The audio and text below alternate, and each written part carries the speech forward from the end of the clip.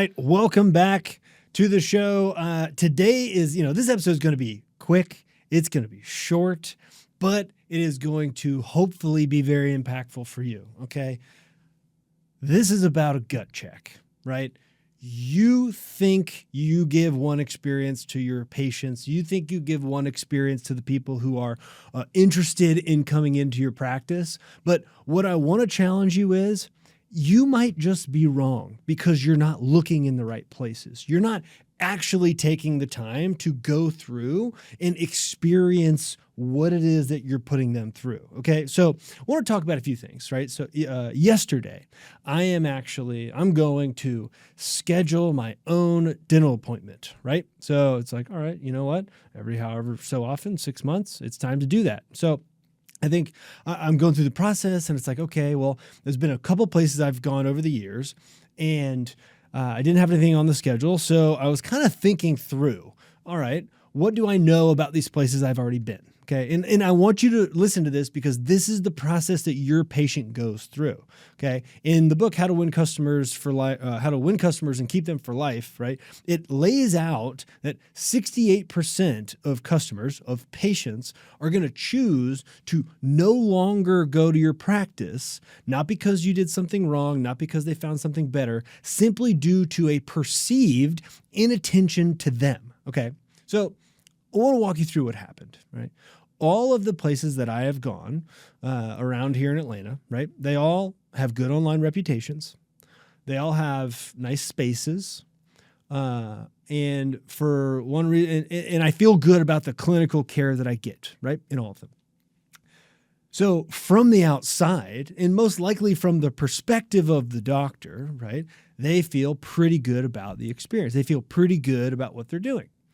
However, right, and this is what you have to go through, that doesn't mean they're paying attention to what's actually going on. Okay. Now, this happens in our business all the time. And, I'll go and I'll choose to test something out. Right. And unfortunately, sometimes I do it right before I come in here and right before I get to do this for you. And so I went through that for scheduling for myself. And I want to talk about that and that experience and the unintended consequences of what occurred. Okay. So number one, I called 3 different places. Right. And all 3 of them had different gaps in their process that I can promise you the doctor is either unaware of or is not prioritizing, right? And the team leads are doing the same thing, right, by default. And so let's go to office 1. Okay, office 1, I had been to multiple times and I felt good about the experience. Okay. And they spend a lot of money on marketing and their brand and what they look like and all those things. Okay. And they're in a pretty nice area, right? So the Buckhead community is a pretty nice spot. And so I call them because that was the last place that I went. So I was like, okay, great. Let me just call them. All right. Ring, ring, ring, ring. Thank you for calling. Please press 1 if you're a new patient to get immediate assistance. Great. I press 1. Ring, ring, ring. So at this point, I have already indicated I'm a new patient. They have actually told me because they have a phone tree that says press 1 if you're a new patient. Psychologically, that's going to trigger that means I'm of importance. That call is actually going to be treated with some higher level of care or intentionality. Okay. Well, let me tell you what happened. Ring, ring, ring. Thank you for calling. Our calls are recorded for quality assurance. Press 1 if you're a new patient. I press 1 again. Ring, ring, ring. I swear to God, this goes on 3 to 4 different times. At this point, I'm having a game. I'm just having fun. And I was like, you know what? Let me just keep going. Let me see how many times I can press 1 to say I'm a new patient and see if anybody ever picks up, right? So 4 or 5 times that goes by. Nobody answers the phone. Okay. Now, mind you, it's 12:15. So this is when most people who are busy, who have things to do and are going to come into your practice and be able to actually pay for the treatment and do the things that they need to do. That's when they're going to make their calls because they're doing work the rest of the day. Okay. Ring, ring, ring. Press 1 if you're a new patient. Ring, ring, ring. Okay. No one picks up. I swear to God. So I'm like, all right, well, time to go to the next one on the list. So I go back and it's like, okay, well, where did I go before I went to that office? Okay, because they clearly have a high level of indifference towards getting me to go to their practice, right? And yes, I'm an existing patient, but to me, if you're new, you should probably get the priority. So I kept pressing 1. Nobody picks up. All right. So then we go to practice number 2, all right? And let's say practice number 2 has multiple locations, and let's say they have a pretty big reputation, and let's say they have a lot of good reviews, and let's say all those things are true. Okay. Ring, ring, ring, ring, ring, ring. Person picks up. I'm like, thank you, Jesus. Okay, good. And actually, this one doesn't have a bunch of locations. This is my second option. The third one did. So this one, person picks up, very pleasant, right? And I'm like ready to go. You know, I'm a patient. I'm ready to get in there. I'm ready to be seen, ready to, you know, pay for whatever I need. And so just like super nice, right? But the conversation pretty much goes like this. Hey, can I get in for a new patient exam, right? Oh, sure. Well, do you want to do a cleaning too? And what I want you to understand is every single patient who calls wants to get the cleaning too. No new patient is calling into your office and like, you know what I'd love to do? I would just love to go get I would just love an exam. I would love to go to the dentist and get an exam and literally nothing else, with the potential of you saying that I need to get some serious work done. When like 99% of the time, that person is most likely calling because they know they need to get their teeth cleaned. Okay. So what's happening in that first practice is, to be honest, kind of a total inattention to the front end of the business, and like the amount of money that that practice is losing in a pretty expensive space because of that lack of attention. I can promise you, they have no idea. Okay. So if you think about this in your practice, you got to ask yourself, okay, well, is that happening in our office? Like, dear God, right? So if you don't know, take our 5-star challenge, find out. Okay. Practice 2. Okay. They answer and they give me the option, cleaning or no cleaning, basically. And so I say, well, I'd like a cleaning because that's kind of why I'm calling.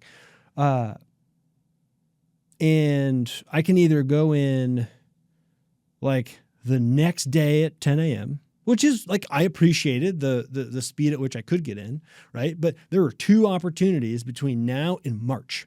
In both of those opportunities, right? Today's January 21st, right? As I'm recording this. So January 21st, they had 2 openings between now and like mid-March for me to go in and get a new patient cleaning. Okay. That's not enough, right? So that is a capacity issue. But I have heard good things about this practice. I know people who go there. I feel good about the experience I'm going to get when I get there. But the reality is, I'm not waiting till March.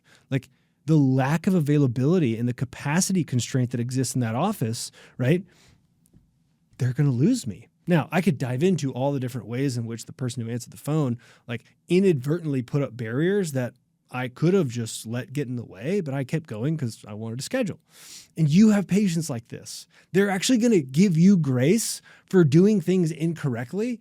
And then they're going to get to the end and be like, well, damn, I kind of just wasted 7 minutes of my life because, like, if I had known I can't get in until March, right? Mind you, it wasn't put into a like positive way, right? So it's not like she said, oh, great news, I can get you in March 2nd, morning or afternoon. Which do you prefer? No, it was more like, oh man, I sure would hate to push you all the way out to March, which psychologically is going to trigger me to say, you're right. I would also hate that, right? Because I'm going to match you with that. And any patient's going to do the same thing. So what did I have to do? I had to move on to the next one because I'm not waiting till March.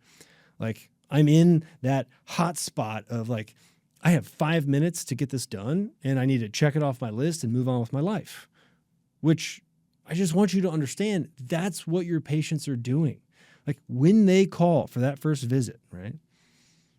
That's what they're looking for. Okay. And if you offer other ways for people to schedule, like go online or whatever, and sometimes I go on, it's like, please text us. I'm like, dear God, you're basically saying, please don't have a conversation with us. Please don't let us build a relationship with you, right? So you have to be mindful of how that impacts the patient experience.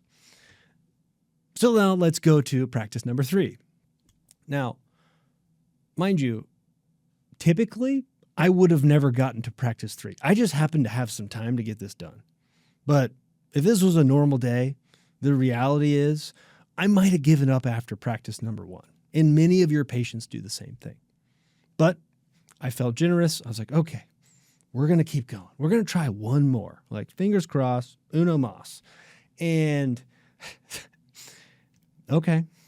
At this point, I'm just like, I don't care. I'm scheduling with someone, right? Whoever can get me in first, I'm going with them, right? Which is a lesson in and of itself, because there are people who want to reach out to your office today, and that is their mindset. Their mindset is, I really don't give a damn who I schedule with. Whoever can get me in first to get done what I need to get done, which in the eyes of the majority of your patients are to just get the restorative cleaning done, well, that's who I'm going to go with. So I knew I had some time that opened up on Friday, and I'm like, okay, can I get in on Friday? And now there were some other things about the call. Like, she basically made me give her my social security number before I ever got to schedule, which was annoying. But I finally get to the point where, like, do you have anything on Friday?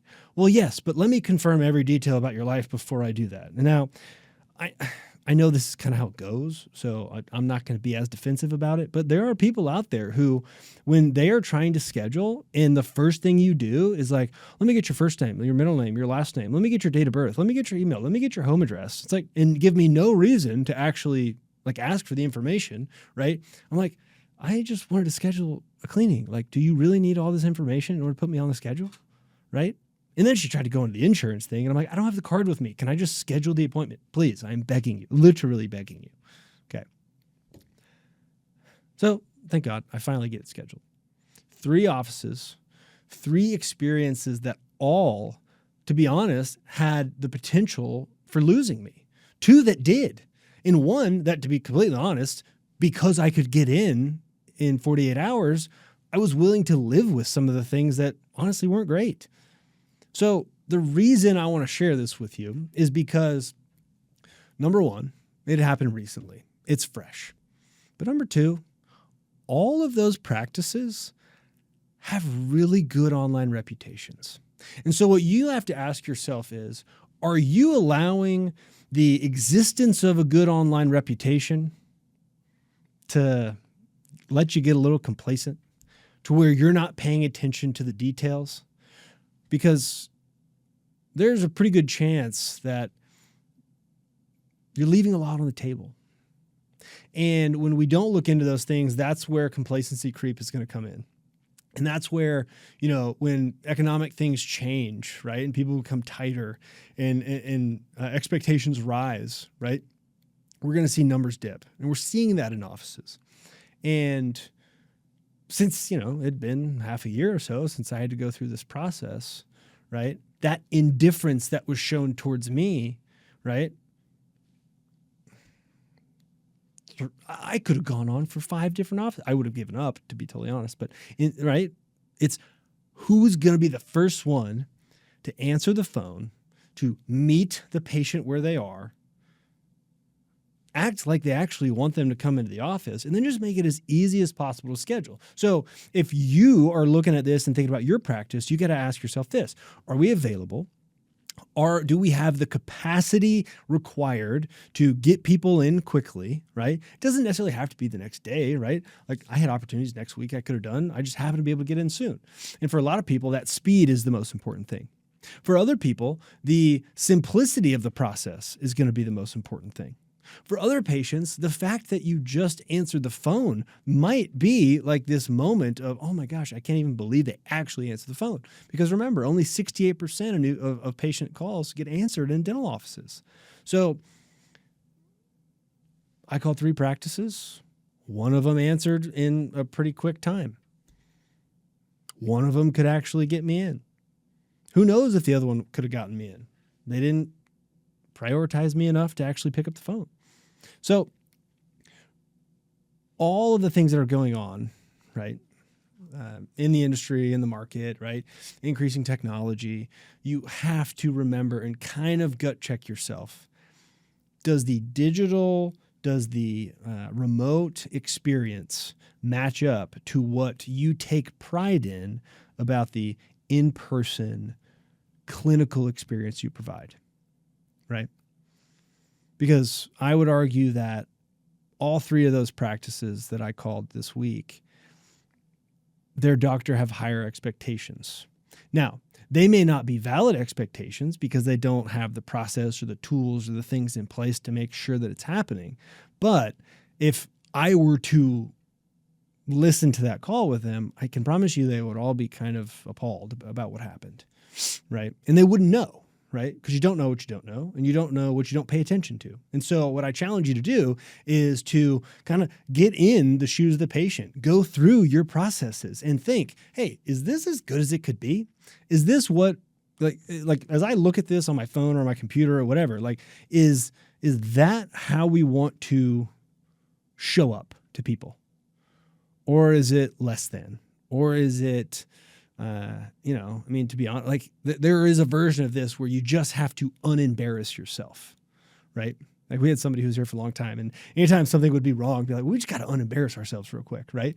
Now, that doesn't mean you're never going to make mistakes, right? It's going to happen, but it's about making sure that we're at least combing through those things and making sure that we're constantly working to improve, because when you're constantly working to improve those relationships, those touch points, those opportunities for patients to engage with you, that is how you fend off when it seems like you're not paying attention to the patient, right? That inattention that almost 7 out of 10 people will leave you for, right? So whatever you do after you listen to this, up your attention and up your intention. Be more intentional about making sure that patients feel seen, heard, and understood throughout the entirety of their experience with you. And it all begins up front. So if you're lost, if you don't know how to make sure that like that's happening correctly, if you just feel like you're kind of underwater and you're like, that sounds good. I know this is probably happening in my practice, but I just don't know what to do, right? Like, again, I'd say take the 5-star challenge, get some free resources, find out what's going on in your office, and then just take some steps to be more intentional to fix it. So, and mind you, right, we do it wrong too. So this is accountability for me. It's accountability for you of making sure that we are consistently looking at those things and just paying more attention. Thanks. We'll see you next time.